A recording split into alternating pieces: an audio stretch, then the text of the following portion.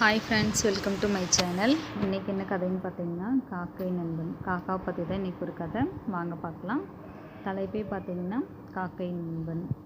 ஒரு விவசாயி தன்னோட நிலத்தில் நெல் விவசாயம் செஞ்சுக்கிட்டு இருந்தார். அவரோட வீட்டுக்கு பக்கத்தில் இருக்கிற மரத்தில் ஒரு பெரிய மரம் இருந்துச்சு. அதில் நிறைய காக்கா வாழ்ந்துட்டு வந்துச்சு.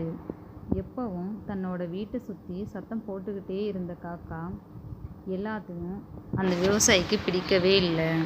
இருந்தாலும் தன்னோட வீட்டில் இருந்த பழைய சாப்பாடு, தானியங்கள்னு காக்கைகளுக்கு சாப்பாடு கொடுப்பாரு. ஒரு நாள் அவரோட விவசாய நிலத்துக்கு நிறைய வெட்டுக்கிளிகள் வந்துச்சு. அதுங்க நிறைய தானியங்கள் ஒன்றும் இல்லாமல் பயிர்களையே தின்னு தீர்க்க ஆரம்பிச்சிச்சுங்க. அதை பார்த்து விவசாயி ரொம்ப வருத்தப்பட்டார். எவ்வளவு கஷ்டப்பட்டாவது இந்த வெட்டுக்கிளிகளை விரட்டணும்னு முயற்சி செஞ்சார். ஆனால் நிறைய வெட்டுக்கிளிகள் இருந்ததால் அவரால்